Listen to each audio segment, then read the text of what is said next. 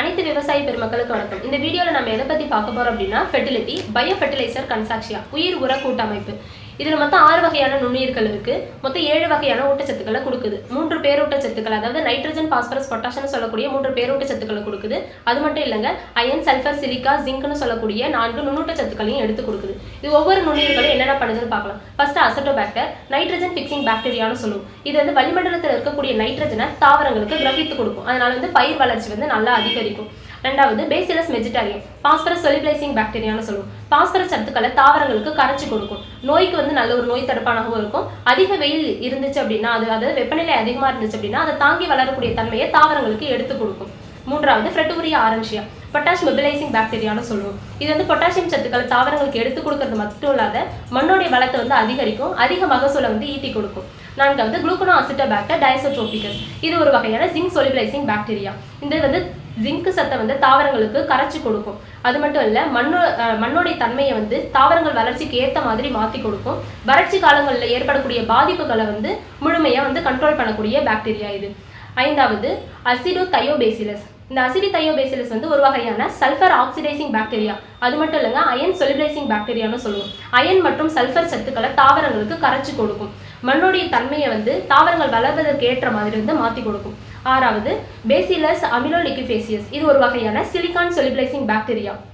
இது வந்து சிலிக்கான் நுண்ணூட்ட சத்துக்களை தாவரங்களுக்கு கரைச்சி கொடுக்கும். வேருடைய வளர்ச்சியை வந்து அதிகரிக்கும்.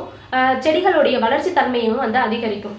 இதோடைய முக்கியமான சிறப்பு அம்சம் என்ன அப்படின்னா, இது ஒரு வகையான பயோஸ்டிமுலண்ட்டாக வந்து செயல்படும். ஐஏஏ, ஐபிஏ, ஆக்சின், ஜிப்ரலின் போன்ற என்சைம்கள் வந்து சுரக்கிறதுக்கு முக்கிய உதவியை வந்து ஏற்படுத்தி கொடுக்கும். இதனால வந்து என்ன அப்படின்னா, பூக்கும் தன்மையும் வந்து அதிகரிக்கும். காய் வந்து காய்க்கிற தன்மையும் வந்து அதிகரிக்கும். அதிக மகசூலை வந்து நம்மளுக்கு வந்து ஏற்படுத்தி கொடுக்கும். இது வந்து டெஸ்ட்ரோஸ் ஃபார்மில் இருக்கிறதுனால நம்ம பவுடர் வந்து ஈஸியாக தண்ணியில் கரையக்கூடிய தன்மையை வந்து கொண்டுதான் இருக்கும். இப்போ 3 மாதம் 6 மாத பயிராக இருந்துச்சு அப்படின்னா ஒரு ஏக்கருக்கு 250 கிராம் இருந்தாவே போதும். அதுவே வருடாந்திர பயிராக இருந்துச்சு அப்படின்னா ஒரு ஏக்கருக்கு 2 பேக்கெட், அதாவது 500 கிராம் வந்து நம்ம யூஸ் பண்ணால் போதும்.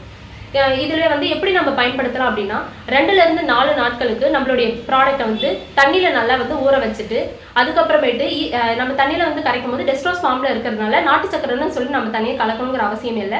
ஈஸியாக தண்ணியில் வந்து கரைஞ்சிரும். அதனால என்ன பண்ணலாம் அப்படின்னா, நம்ம ஸ்ப்ரே மூலியமாகவும் ஈஸியாக கொடுத்துக்கலாம். சொட்டு நீர் இருந்துச்சு, அதாவது ட்ரிப் நம்ம போட்டிருந்தோம் அப்படின்னா அது மூலயமா நம்ம ஈஸியாகவும் கொடுத்துக்கலாம். அது இல்லை அப்படின்னா வந்து வேர் சிகிச்சை மூலயமா வந்து நம்ம கொடுக்கலாம். இதில் முக்கியமான தகவல் என்னது அப்படின்னா, உரத்தை வந்து நீங்கள் விவசாயிகள் வந்து மூட்டையாக யூஸ் பண்ணியிருப்பீங்க, டன் கணக்கில் வந்து யூஸ் பண்ணியிருப்பீங்க. இது வந்து 3 டைம் நம்ம ப்ராடக்ட் வந்து யூஸ் பண்ணும்போது உங்களுக்கு அது வந்து அவசியமே இருக்காது. முதல் டைம் யூஸ் பண்ணும்போது உரத்தை வந்து பாதிக்கு பாதி அளவாக வந்து நீங்கள் குறைச்சிக்கிட்டா போதும். 2வது டைம் யூஸ் பண்ணும்போது நீங்கள் 3/4 பாகமாக வந்து குறைச்சிக்கலாம். 3வது டைம் யூஸ் பண்ணும்போது நீங்கள் வந்து உங்களுக்கு உரமே மற்ற உரம் எதுவும் யூஸ் பண்ணவே தேவையில்லை. நம்ம ப்ராடக்ட் மட்டுமே வந்து போதுமானது. ஐயோ ஐயோ, நான் என்ன செய்வேன், யார்கிட்ட போய் சொல்லுவேன், ராமா ஐயா அப்படி ஈஸ்வரா. ஒரு ஏக்கருக்கு 1/4 கிலோ இருந்தாவே போதும். அதுவே வருடானந்த பயிரா இருந்துச்சு அப்படின்னா வந்து 500 கிராம் இருந்தாவே போதுமானது.